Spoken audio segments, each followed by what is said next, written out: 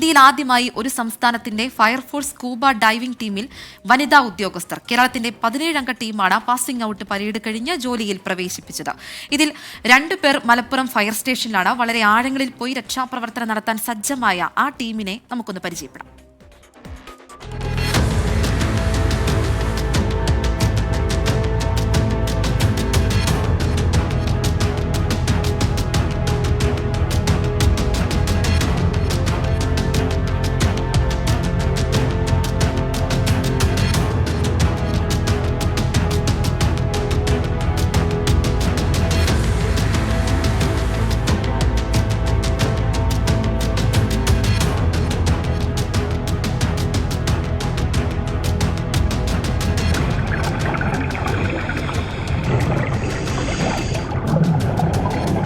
വാലഞ്ചേരി കോറിയിൽ പരിശീലനം നടത്തുകയാണ് ഫയർഫോഴ്സിന്റെ മലപ്പുറം യൂണിറ്റിലെ scuba diving team.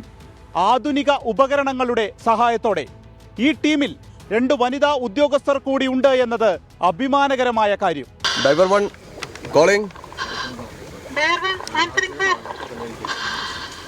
Okay, diver 1 ആൻസറി. ഒബ്ജക്റ്റ് വ്യക്തമാണോ? ഓക്കെ.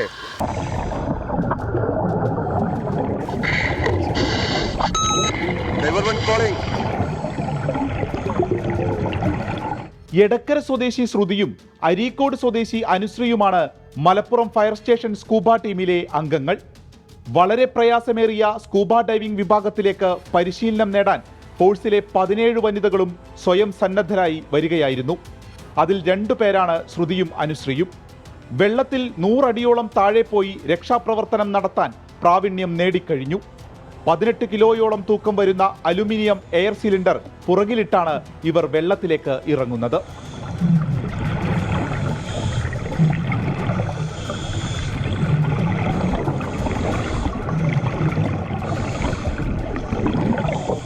ഏഴ് ദിവസത്തോളം നീണ്ടുനിന്ന ഇതിൻ്റെ ഒരു ബേസിക് ട്രെയിനിങ് ഉണ്ടായിരുന്നു സ്കൂബേൻ്റെ.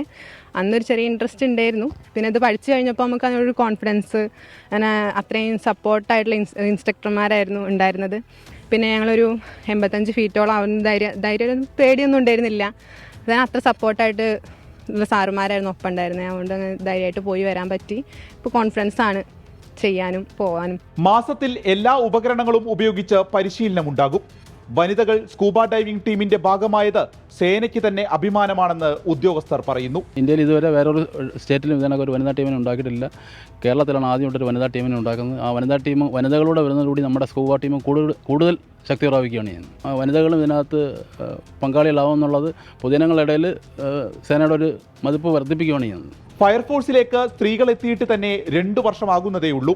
കൂട്ടത്തിൽ ഏറെ റിസ്ക്കുള്ള ജോലിയായി അറിയപ്പെടുന്ന സ്കൂബ ഡൈവിംഗിലും ഇനി വനിതാ ഉദ്യോഗസ്ഥരുടെ സാന്നിധ്യം.